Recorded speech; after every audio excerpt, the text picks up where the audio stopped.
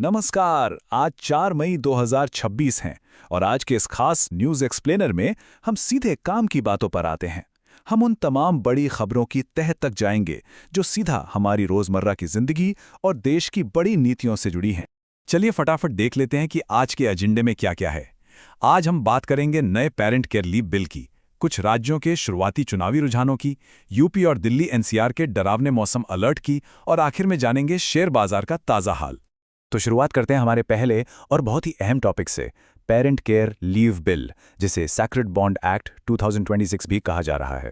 जरा सोचिए, बच्चों की देखभाल के लिए तो चाइल्ड केयर लीव का सिस्टम हमारे पास है, लेकिन क्या हमारे ढांचे में बुजुर्ग माता पिता की देखभाल के लिए भी सपोर्ट नहीं होना चाहिए?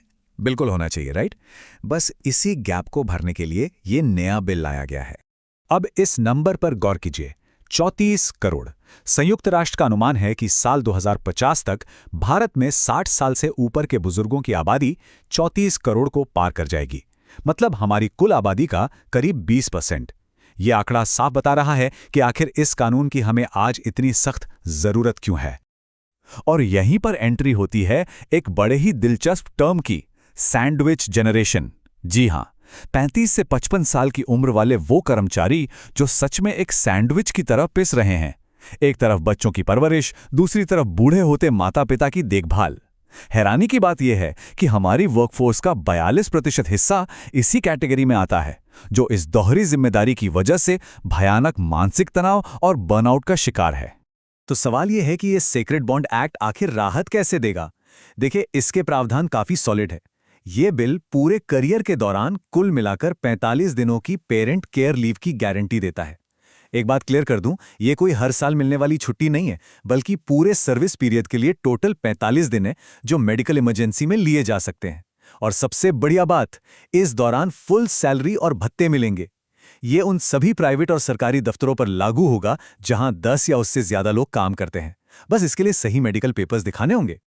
लेकिन रुकिए, बात सिर्फ फायदों की नहीं है। यहां नियम बहुत सख्त हैं। अगर किसी ने फर्जी मेडिकल पेपर्स लगाए तो सीधा एक्शन होगा और पूरी सैलरी वापस करनी पड़ेगी।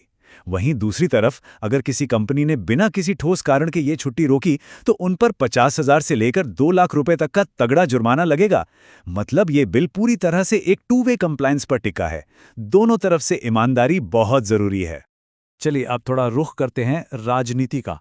नंबर 2 पर बात करेंगे 5 राज्यों से आ रहे शुरुआती चुनावी रुझानों की। सुबह सुबह के जो ताज़ा फ्लैश आ रहे हैं उसके मुताबिक असम की 126 सीटों में से बीजेपी 71 पर शुरुआती बढ़त बनाकर बहुमत की तरफ बढ़ती दिख रही है। वहीं केरल की बात करें तो वहां भी बीजेपी 5 सीटों पर अपना अर्ली लीड बनाए हुए है। लेकिन सबसे ज्यादा धड़कने बढ़ा रहा है पश्चिम बंगाल। यहां टीएमसी और बीजेपी के बीच एकदम कांटे की टक्कर है। नंबर्स तो बस हर मिनट ऊपर नीचे हो रहे हैं। हाई प्रोफाइल भवानीपुर सीट की बात करें तो शुरुआती रुझानों में मुख्यमंत्री ममता बनर्जी फिलहाल पीछे चल रही हैं और बीजेपी के शुभेंदु अधिकारी ने बढ़त बनाई हुई है। और हां, कई काउंटिंग सेंटर्स के बाहर दोनों पार्टियों के पोलिंग एजेंट्स के बीच तीखी बहस और झड़प की खबरें भी लगातार आ रही हैं। माहौल काफी गर्म है। और चलते चलते बारामती उपचुनाव का भी एक क्विक अपडेट दे देते हैं। यहां डिप्टी सीएम सुनेत्रा पवार आगे चल रही हैं। खैर, जैसे जैसे दिन आगे बढ़ेगा चुनावी तस्वीर और साफ होती जाएगी। राजनीति से बाहर निकलते हैं और बात करते हैं मौसम की। नंबर 3, यूपी और दिल्ली एनसीआर के लिए एक बहुत ही सीरियस वेदर अलर्ट। मौसम विभाग ने उत्तर भारत के लिए बाकायदा एक रेड अलर्ट जारी कर दिया है। दिल्ली एनसीआर के लिए तो अगले 2 से 3 घंटे काफी भारी पड़ने वाले हैं। तेज आंधी, झमाझम बारिश और ओले गिरने की पूरी चेतावनी है। उधर यूपी में तो सरकार और मौसम विभाग ने अगले 5 दिनों के लिए लगातार आंधी तूफान का अलर्ट दे रखा है। कई जगह तो सुबह से ही इतनी तेज बारिश और हवाएं चल रही हैं कि दिन में ही एकदम रात जैसा अंधेरा हो गया है। और ये मौसम कोई मामूली बात नहीं है। इसका सीधा असर जमीन पर दिखना शुरू हो गया है। दिल्ली एयरपोर्ट का पूरा शेड्यूल बिगड़ गया है। सेफ्टी को देखते हुए 15 डोमेस्टिक और 1 इंटरनेशनल फ्लाइट को दिल्ली से सीधा लखनऊ डाइवर्ट करना पड़ा है। इससे साफ पता चलता है कि ये अलर्ट सिर्फ कागजों में नहीं है, बल्कि इससे हवाई सफर और रोजमर्रा की जिंदगी पर कितना बड़ा ब्रेक लग गया है। अब आते हैं हमारे आज के आखिरी सेगमेंट पर। नंबर 4, शेयर बाजार का ताजा हाल और 4 मई के अपडेट्स।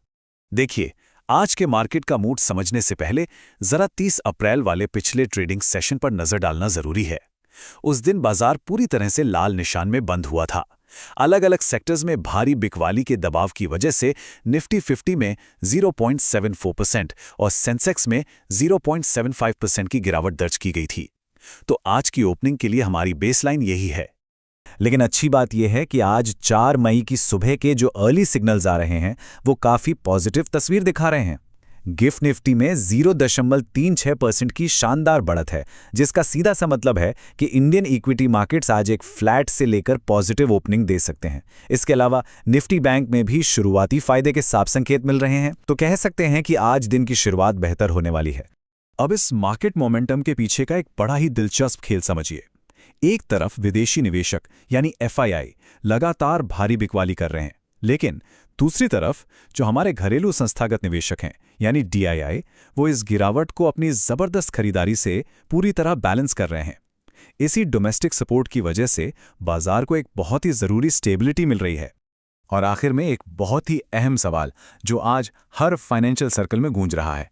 जरा सोचिएगा, स्टैगफ्लेशन के दौर में, यानी जब मंदी और महंगाई दोनों एक साथ अर्थव्यवस्था पर हमला करते हैं, तब सोने और चांदी की कीमतों का क्या होता है? क्या ऐसी भयानक आर्थिक अनिश्चितता में ये कीमती धातुएं सबसे सुरक्षित ठिकाना बन जाती हैं? इस सवाल को यहीं छोड़ते हैं, इस पर विचार जरूर कीजिएगा। आज के इस न्यूज़ एक्सप्लेनर में हमारे साथ जुड़ने के लिए बहुत बहुत शुक्रिया।